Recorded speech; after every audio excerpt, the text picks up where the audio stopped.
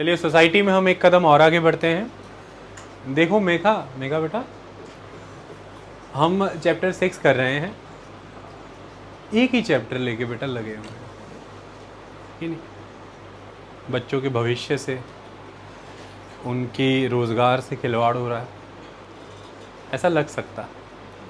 कई बार वो चीज़ सत्य नहीं होती जो लग रही होती है। चैप्टर एक ही है, लेकिन वो चैप्टर आपके सारे सब्जेक्ट्स को जिंदा करेगा, ये गारंटी है। क्योंकि अंततः किताबें 10 पढ़ी हैं, 10 शब्द बोलने योग्य नहीं बने, यह तैयारी नहीं है। एक पेज पढ़ा है मात्र और 100 मुद्दों पर विचार रखने योग्य बन गए हैं, तैयारी ये है। इसी धारणा को बढ़ाते हुए आगे बढ़ते हैं और chapter 6 class 12th book Indian society, chapter का नाम the challenges of cultural diversity में अब हम अगला टॉपिक पढ़ेंगे, जिसमें हमारा आज का टॉपिक है नेशन स्टेट। कल हमने पढ़ा था रीजनलिज्म, आज nation state and religion related issues and identities. आज रिलीजन से जोड़ करके नेशन स्टेट के मुद्दों को समझते हैं, भारत ने इसको कैसे समझा। देखिए, जब हम अलग अलग कल्चरल आइडेंटिटीज़ की बात करते हैं तो ये रिलीजन रिलेटेड एक आइडेंटिटी है जो बड़ी कंटेंशियस है। इसको लेकर के बहुत बवाल बना रहता है सभी मुल्कों में। मैं भारत की बात नहीं करूँगा, आप विश्व में कहीं भी चले जाएं, इसको लेकर के ये एक इशू क्रिएट होगा। चाहे स्पेन की बात करें आप, तो मुस्लिम और कैथोलिक्स के बीच में आप ये देखेंगे। फ्रांस में आप ये स्पष्ट रूप में देखेंगे मुस्लिम्स और कैथोलिक्स के बीच में। तो विश्व भर में आप कहीं भी जाएं, अब कितने बड़े स्तर पर आपको नज़र आ रहा है ज्यूइश और पैलेस्टीनियंस के बीच में ये समस्या खड़ी हो रखी है, और वो तो एक तरह का विश्व स्तर का मुद्दा बना हुआ है। तो ऐसे ही भारत में भी आप देखेंगे, धर्म के आधार पर जब आप अपनी पहचान बनाते हैं, जब अपने आप को आप सांस्कृतिक रूप में जोड़ते हैं और उसका एक अंग धर्म बनता है, तो फिर धर्म के आधार की जो आइडेंटिटी बनती है वो बहुत ही रिजिड होती है, बड़ी एक्सप्रेसिव और बड़ी वोकल होती है। सामने वाला भी उसी तरह से खड़ा होता है, टकराव की परिस्थिति बन जाती है। तो रिलीजियस आइडेंटिटी ही कल्चरल आइडेंटिटी का एक वो एलिमेंट है जो काफ़ी कंटेंशियस इशू है। हमने, हमारे देश ने इसको कैसे मैनेज किया वो हम देखेंगे। सबसे पहली चीज़ ये है कि हम ये समझें कि जो इश्यूज़ रिलेटेड टू रिलीजन हैं, so the issues related to religion may be broadly divided into 2 related groups. इसको पहले तो 2 हिस्सों में बांटो सरल करने के लिए, ताकि आप कंफ्यूज ना हो पाएँ। पहला ग्रुप है, it is the issue that is secularism communalism set, the set of issues related to the secularism and communalism element, और another set of issues that is related to the minority and majority. So आप इसको broadly 2 हिस्सों में बांटिए, पहले secularism and communalism set, minority and majority set. इसमें से अब अंतर क्या है दोनों में, वो भी मैंने ब्रैकेट में लिखा है। सेकुलरिज्म और कम्युनलिज्म का अर्थ क्या है कि स्टेट का रिलेशनशिप क्या है रिलीजन से, स्टेट का संबंध धर्म से, और स्टेट का रिलेशनशिप कैसा है उन पॉलिटिकल पार्टीज से जो ये चाहते हैं कि जो देश की जो आइडेंटिटी है, नेशन की जो आइडेंटिटी है, वो धर्म पर आधारित होनी चाहिए। और वो वर्ग जो हमेशा देशवासियों को, अलग अलग कल्चरल ग्रुप्स को ये चेताने में, ये समझाने में लगे रहते हैं कि आपकी अन्यथा कोई और आइडेंटिटी ही नहीं है, केवल एक आइडेंटिटी है जो रिलीजन पे बेस्ड है। स्टेट का इनके प्रति रवैया क्या रहता है, इनसे क्या संबंध है स्टेट का? तो स्टेट का relationship with the religion and state का रिलेशनशिप उन पॉलिटिकल विंग्स, पॉलिटिकल पार्टीज़ या कोई भी ग्रुप्स हो सकते हैं जो हमेशा ये सिद्ध करने में लगे रहते हैं कि राष्ट्र की पहचान धर्म के आधार पर हो। यह है सेकुलरिज्म और कम्युनलिज्म से जुड़ा मुद्दा। जब स्टेट का कोई रिलीजन नहीं होगा, स्टेट हैज़ नो रिलीजन, और जब स्टेट का उन पॉलिटिकल पार्टी या उन पॉलिटिकल ग्रुप्स, उन पॉलिटिकल विंग्स के साथ भी कोई रिलेशन फेवरेबल ना रह करके हमेशा स्ट्रॉन्ग रिलेशनशिप होगा और स्ट्रेट रिलेशनशिप होगा कि चाहे जितने प्रयास कर लिए जाए धर्म को आधार नहीं बनने दिया जाएगा राष्ट्र का, तो वो फिर स्टेट सेकुलर स्टेट है। लेकिन जब स्टेट का रिलेशनशिप रिलीजन के साथ कुछ इस तरह का होगा कि स्टेट ने का खुद का एक रिलीजन डिक्लेयर किया हुआ है, मतलब it is a kind of favourable to one religion, वही स्टेट रिलीजन है, और उन पॉलिटिकल पार्टियों को वेलकम किया जाता है, उन पॉलिटिकल ग्रुप्स, उन आइडियोलॉजीज़ को सपोर्ट किया जाता है उस स्टेट में जो राष्ट्र का आधार धर्म को मानती हैं, तो स्टेट कम्युनल है। तो द सेकुलरिज्म और communalism set of issues, it is somewhere the relationship of state with the religion and the political groups. वो लिखा हुआ है, it is the state's relationship to religion and to political grouping that invoke religion as a primary identity. वो बताने में, सिद्ध करने में लगे रहते हैं कि हमारा जो हमारी प्राथमिक पहचान है वो धर्म होता है। लेकिन हमने कल ही के लेक्चर में पढ़ा था कि भारत एथनो नेशनल आइडेंटिटी रखता है। भारत ने कभी भी प्राथमिक पहचान के रूप में धर्म को धारण नहीं किया है। भारत ने प्राथमिक पहचान के तौर पर यहाँ पर राज्य जब गठन किया, ऐसा लग सकता है कि भाषा को अपनाया है। तो language as compare to religion ज़्यादा इंपॉर्टेंस है, और वो लैंग्वेज को कनेक्ट किया है रीजन के साथ। तो लैंग्वेज ज़्यादा रीजन के साथ जुड़ी है, लैंग्वेज एथनिक आइडेंटिटी से ज़्यादा जुड़ी है, और लोग राष्ट्र के साथ भी जुड़े हैं। रिलीजन के साथ कनेक्टिविटी वहाँ पर नहीं गई है राष्ट्र बनाने में। तो दूसरा है माइनॉरिटी मेजॉरिटी इशू। ये इस बात पर निर्भर करता है कि स्टेट कैसे डील करता है माइनॉरिटीज़ के साथ या उन सभी ग्रुप्स के साथ जो डिसएडवांटेज्ड हैं ड्यू टू कि वो माइनॉरिटी है। क्योंकि वो माइनॉरिटी हैं, इस वजह से वो डिसएडवांटेज्ड हैं, डिप्राइव्ड हैं। स्टेट का रवैया इनके प्रति क्या है?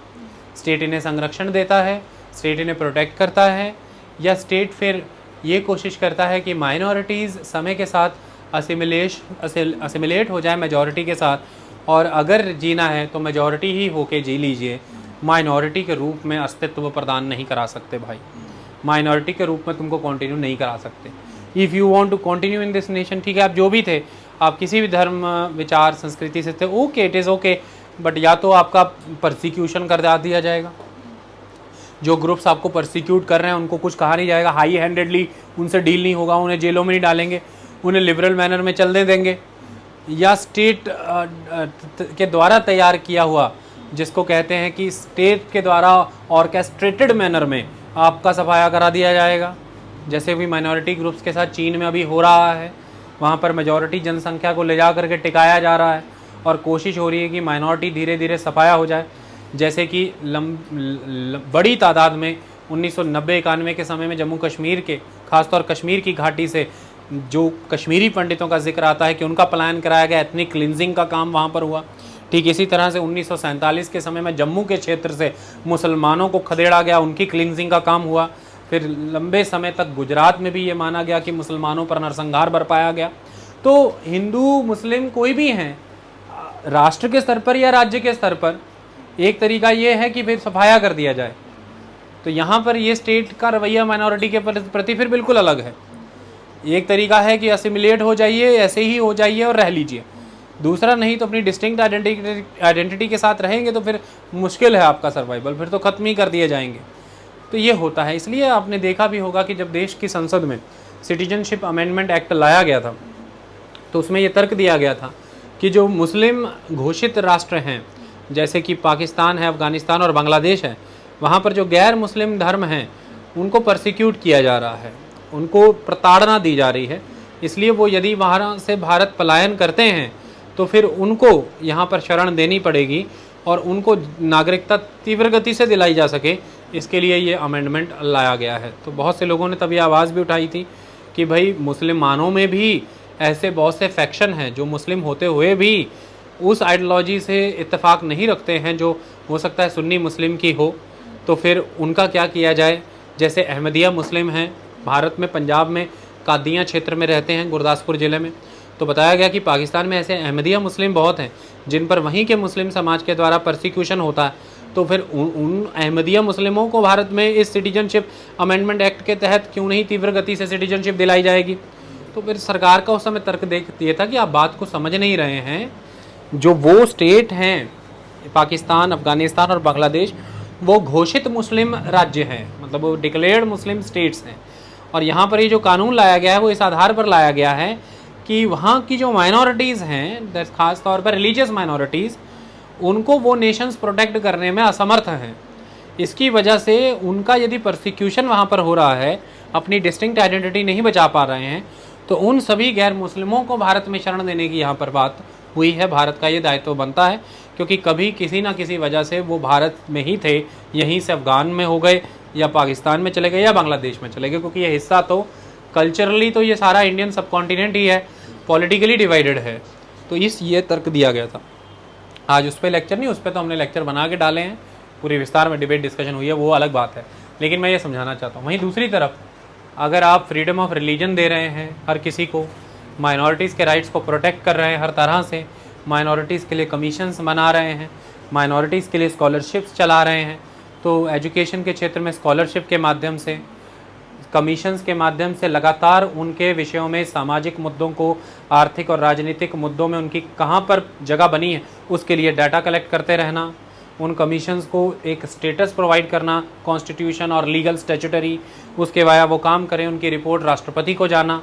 इस तरह से बहुत से प्रावधान करके अगर आप माइनॉरिटीज़ को संरक्षण दे रहे हैं, आप अपने देश में एक ऐसा कंडक्ट अपनाए हुए हैं जिसमें कि माइनॉरिटी भी राष्ट्र के निर्माण का हिस्सा है, ये रिफ्लेक्ट हो, तो फिर यहाँ पर ये स्टेट जो है ये माइनॉरिटी को असिमिलेट कराने की तरफ नहीं बढ़ रहा है, ये कोशिश करता है कि इंटीग्रेशन की पॉलिसी फॉलो हो, और इसकी कोशिश है कि माइनॉरिटीज़ भी साथ के साथ विकसित हों, मेजॉरिटी और माइनॉरिटी को एग्जिस्ट करें पीसफुली।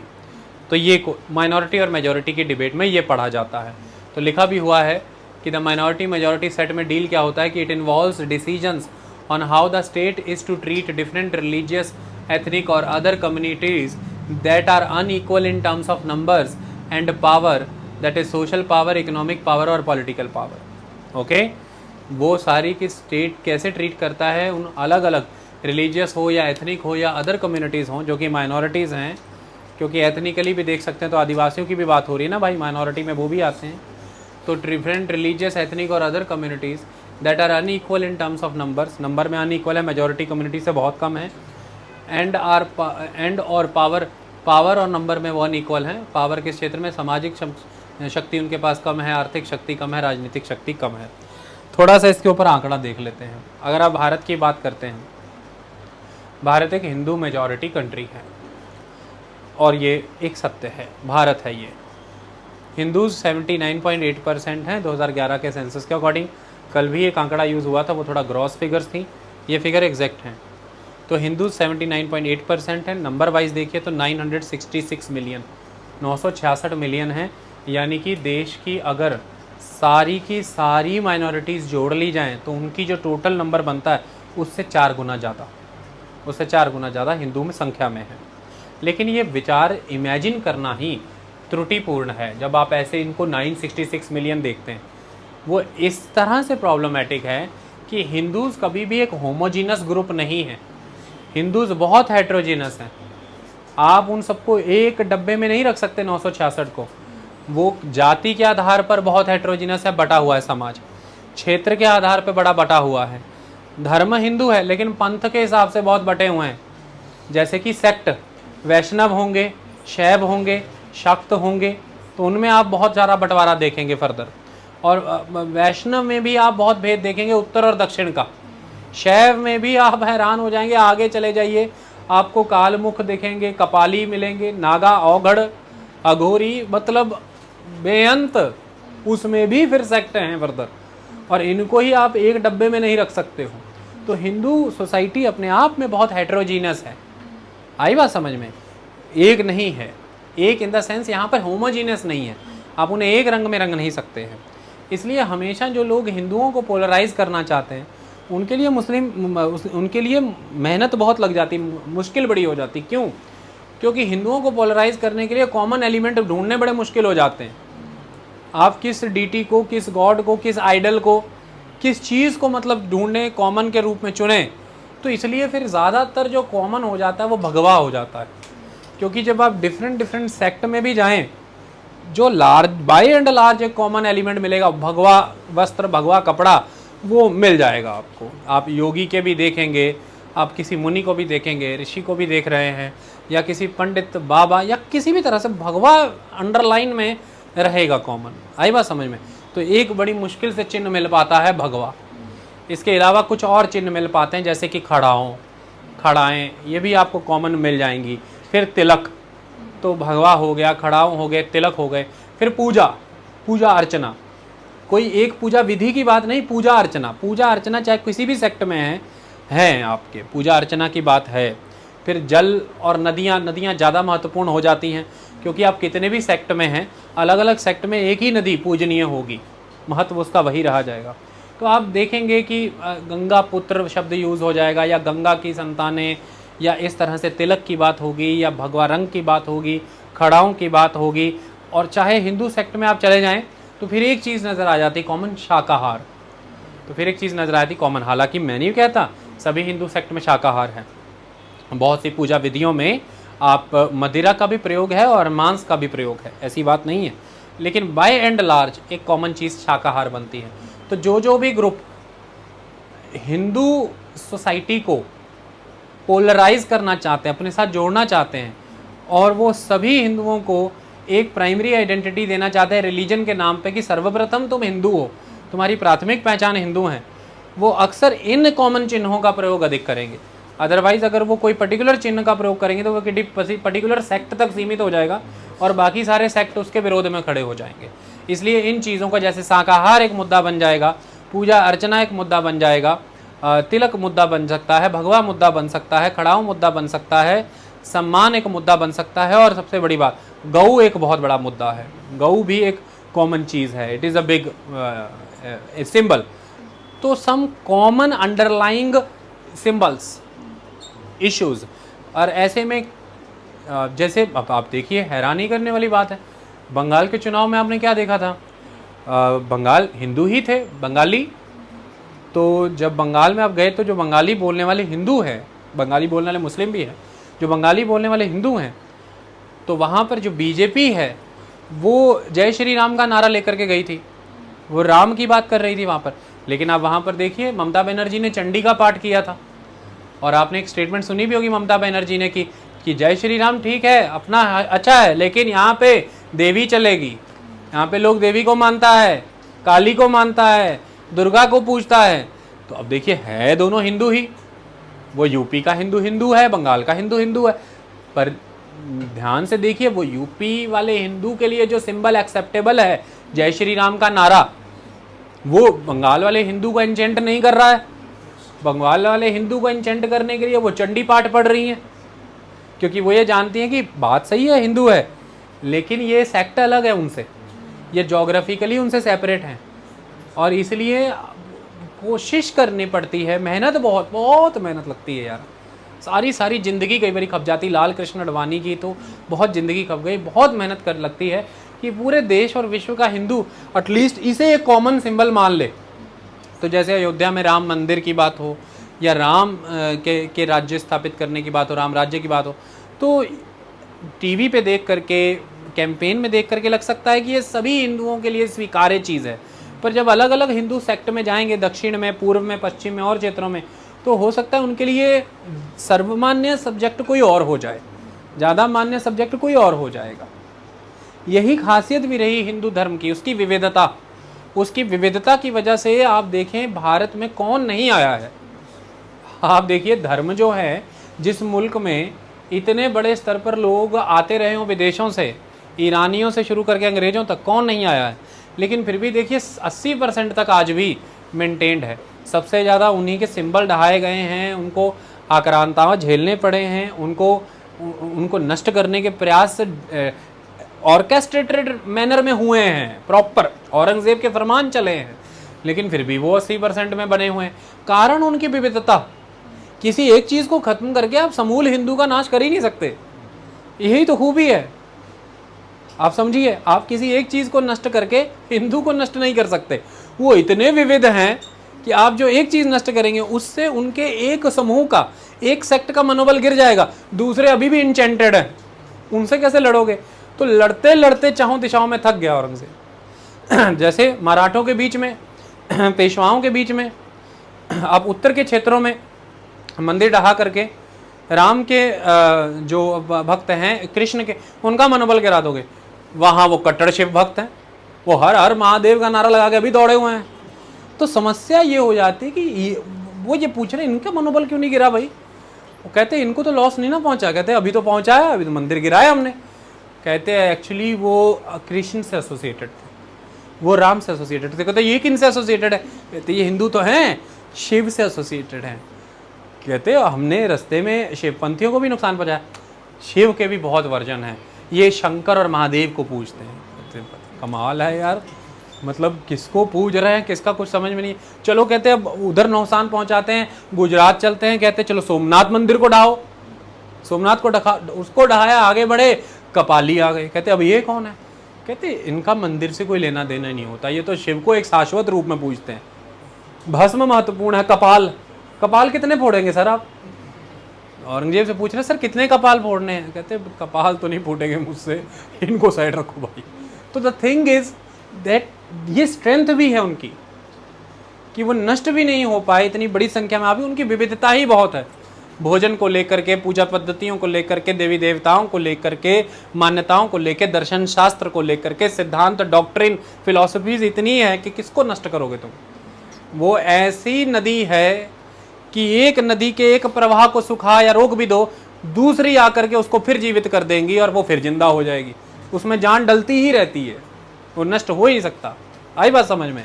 अदरवाइज रिलीजन्स जो रहते हैं उनमें डाइवर्सिटी की, विविधता की कमी रहती है।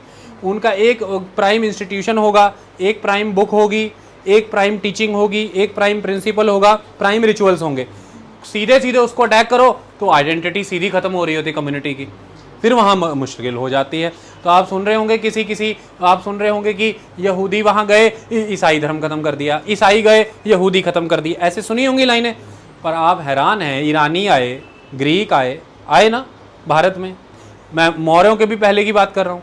ईरानी आ गए, ग्रीक आ गए, कुषाण आ गए, शक आ गए, हूण आ गए, अरब आ गए, तुर्क आ गए, अफगान आ गए, मंगोल आ गए, पुर्तगाल आ गए, डच आ गए, अंग्रेज आ गए, फ्रेंच आ गए, डेन, सब हो गया।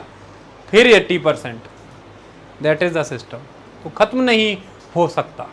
आई बात समझ में? That is the system. तो ये उनकी एक स्ट्रेंथ भी है, लेकिन यही परेशानी कर जाती है उन कट्टरवादियों को, उन पॉलिटिशियंस को जो कहते हैं कि इतनी डाइवर्सिटी मैनेज कैसे करें, इनको कैसे समझाएं कि एक हो जाओ वरना कोई तुम्हें नाश कर देगा। और वो कहते हैं यार जब 5000 साल में नाश नहीं हुए और जब वो डिक्लेयर्ड मैनर में आके नाश करने आए थे, पीछे से कसम खा के आए थे कि नाश ही करके जाना है, तब नहीं हुए तो यार अब तो लोकतंत्र है, अब तो डेमोक्रेसी है और अब तो हम संख्या में हैं, तो अब क्या नाश होगा, क्यों डराते हो यार, चल बनाट। तो इसलिए वो फिर मेजॉरिटी कंफर्टेबल बहुत रहती है, वो कंफर्टेबल बहुत रहती है। वो कहते हैं हटने हम नहीं खत्म होंगे, इसलिए वो इनके भुलावों में कम आती है, भुलावों में कम आती है। वो पढ़ते लिखते रहते हैं, प्रोग्रेस करते रहते हैं, काम धंधों में रहते हैं। वो कहते हैं इन चीज़ों में कुछ नहीं रखा। तो ये फिर उन पार्टी या उन नेताओं के लिए बड़ी तंगी की बात हो जाती है। कहते हैं यार इनको कमी ही नहीं है कोई, तो ये पीछे क्यों आएंगे हमारे। तो इसलिए बड़ा कठिन हो जाता है कॉमन सिंबल निकाल के, कॉमन चीज़ों को मनवाना कि ये कॉमन है आपके लिए। तो कई बार उत्तर के हिंदू छात्र आए थे, दक्षिण वाले कहते हैं अपना कंसर्न नहीं है। जैसे हिंदी ही भाषा को ले ले, मान लीजिए हिंदी भाषा का विरोध कर रहा है कोई माइनॉरिटी ग्रुप, तो सारे एक साथ होंगे, अब हम सब हिंदू एक होंगे, हिंदी का नाश करने की बात हुई, हिंदी। और जैसे ही विंध्या के नीचे पहुंचे, विंध्या पर्वतों के, वहाँ पे उनको कह रहे हैं नारा लगाओ हिंदी के नाश नहीं हो। What are you talking? What are you talking? And it's Tamil, Kannada, Malayalam, Telugu, not Hindi. वो कह रहे तुम कैसे हिंदू हो यार। तो तमिल वाले से कह रहे कैसे हिंदू हो यार, कहने को तुम ब्राह्मण हो और तुमको हिंदी तुमको समझ में नहीं आ रही, और तुम लोग कैंपेन कर रहे हो कि तुमको यहाँ पर तमिलनाडु में 2 ही लैंग्वेज चाहिए, इंग्लिश तमिल। तो फिर वो वापस आके उत्तर में अपने नेताओं कहते बड़ा कठिन है यार, बहुत कठिन है, ये मान ही नहीं रहे दक्षिण वाले हिंदी के लिए। वो कह रहे किसके लिए मान रहे, कहते तमिल के लिए। कहते तमिल के लिए मना लो, फिर कहते उत्तर वाले नहीं मानते, वो नहीं मान रहे। पूर्व वाले बंगला के लिए लगे हुए हैं, उनको नहीं समझ में आ रहा हो, कहते नहीं हिंदी को नुकसान पहुंचा रहा है कोई, हाँ हिंदी बच जाएगा खुद, कोई नहीं, हमको अपना चलने दो, हमारा बंगाली है। That diversity of India is exactly the reason of the strength of India. कोई एक आदमी खड़ा होकर के, एक ब्रिगेड खड़ी करके, एक मंशा के साथ यदि समूल चाहे कि नाश कर देगा, असंभव है। क्योंकि मूल में चाहे हिंदू है, मूल में परंपराएं वो हैं, लेकिन उस पर अब विविधताएं इतनी जुड़ चुकी हैं और वो सबको इनकैप्सुलेट कर लिया हिंदुइज्म ने। यही हिंदुइज्म के आप कह सकते हैं अनंत अनंत काल तक जीवित रहने का कारण बनेगा। धर्म आएंगे, बढ़ेंगे, विकसित होंगे, परिवर्तित होंगे, खत्म होंगे, लेकिन आप ये देखते रहेंगे कि चलता ही जाएगा। That is the reason. आई बात समझ। और सबको एकजुट करना बहुत कठिन है, मेजॉरिटी को एकजुट करना मुश्किल होता है, खासकर ऐसी डाइवर्स मेजॉरिटी को एकजुट करना मुश्किल हो जाता है। आई बात समझ में। तो फिर इस तरह की कॉमन चीज़ों को विकसित करने की, लाने की कोशिश की जाती है। तो यहाँ पर मैं आपको समझा दूँ कि इस भुलावे में नहीं रहना है और ऐसी आंखें नहीं खोल लेनी इतनी बड़ी संख्या देखे कि ओ यही तो 1000 मिलियन है। पहली बात तो वो किसी दुश्मन नहीं है, और दूसरी बात वो कोई खाने नहीं आ रहे हैं आप सबको। तीसरी बात 1000 मिलियन है, उसमें देखो 100 मिलियन कोई है, 125 कोई है, 50 मिलियन कोई है, 20 मिलियन कोई है। और हिंदुओं में भी कुछ ऐसे भी हैं जो मिलियन से भी कम हो, जो बिल्कुल ही अलग पद्धतियाँ पालन कर रहे हैं और जिनको अभी अब है कि वो खत्म होने की कगार पे। ठीक है। और उसमें अगर वैसे देख भी जाए तो राज्यों के स्तर पर कई राज्य ऐसे भी हैं जिसमें वो माइनॉरिटी में भी होते हैं। ओके। तो 966 मिलियन है। Hindus are not a homogeneous group and are divided by caste and many other factors. Okay. इसके बाद आती है मैंने बताया था कि सभी माइनॉरिटीज़ को एक साथ जोड़ ले तो हिंदू 4 गुना है, और भारत की अगर लार्जेस्ट माइनॉरिटी मुस्लिम को जोड़ ले, मुस्लिम की बात कर लें, तो हिंदू उनसे 6 गुना, उनसे 6 गुना। तो फिर उस हिसाब से मुस्लिम्स जो हैं भारत में 14.2% हैं, कुल संख्या में 172 मिलियन लगभग 172 मिलियन। और विश्व में तीसरी सबसे बड़ी जनसंख्या मुसलमानों की भारत में, हमने बात की थी पाकिस्तान, इंडोनेशिया और भारत, 14.2%, क्योंकि 172 मिलियन 17 करोड़ के आसपास, 6.5 करोड़ तो इटली की जनसंख्या है पूरी। इटली की पूरी जनसंख्या 6.5 करोड़, ऑस्ट्रेलिया की पूरी जनसंख्या 2,57,00,000, कनाडा की पूरी जनसंख्या 2.25 करोड़, अमेरिका की पूरी जनसंख्या 33 करोड़, उसका आधा भारत में मुस्लिम ही है। तो 17 करोड़ के आसपास है जनसंख्या भाई, वैसे माइनॉरिटी ही है। ओके। क्योंकि माइनॉरिटी है, क्योंकि 6 गुना कम है ना 966 से, वो माइनॉरिटी में है।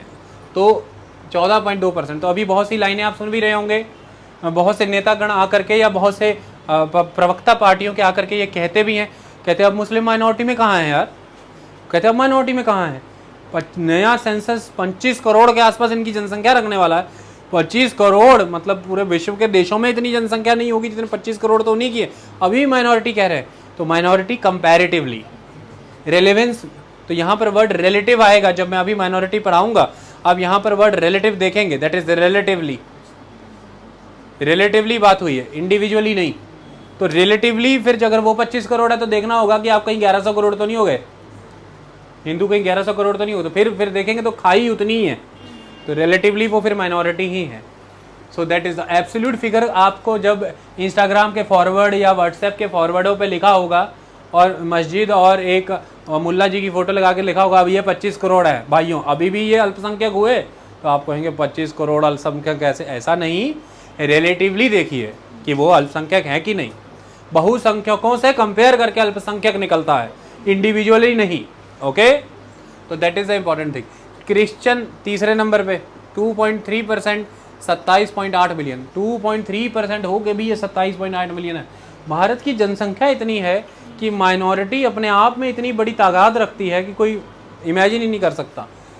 नागालैंड में, और ये कहाँ पर ज़्यादा कंसंट्रेटेड है, सच हमने मुस्लिम की बात ही नहीं, मुस्लिम ज़्यादातर कहाँ पर कंसंट्रेटेड है, जम्मू कश्मीर में इनका कंसंट्रेशन अच्छा खासा है, उत्तर प्रदेश में कंसंट्रेशन है, साउथ के स्टेट्स में कंसंट्रेशन है, जैसे कि महाराष्ट्र में कंसंट्रेशन है, राजस्थान में कंसंट्रेशन है, गुजरात में कंसंट्रेशन है। ये वो क्षेत्र हैं जहाँ पर ये कंसंट्रेटेड है। केरल में भी कंसंट्रेशन है, कर्नाटक में भी कंसंट्रेशन है। वैसे ये ऑल ओवर इंडिया स्कैटर्ड है पर कंसंट्रेटेड हैं, जैसे कि केरला, कर्नाटका, महाराष्ट्र, राजस्थान, उत्तर प्रदेश और जम्मू कश्मीर और बंगाल और उत्तर पूर्व के कुछ क्षेत्रों में। ओके। इसके अलावा अगर बात करें तो क्रिश्चियन 2.3% देश भर में स्कैटर्ड हैं, पर high concentration north eastern states and southern states. जैसे उत्तर पूर्व के 3 राज्यों की अगर बात कर लें तो 88% नागालैंड की कुल जनसंख्या क्रिश्चियन है, जैसे 87% मिजोरम की कुल जनसंख्या क्रिश्चियन है, और मेघालय की 74% कुल जनसंख्या क्रिश्चियन है।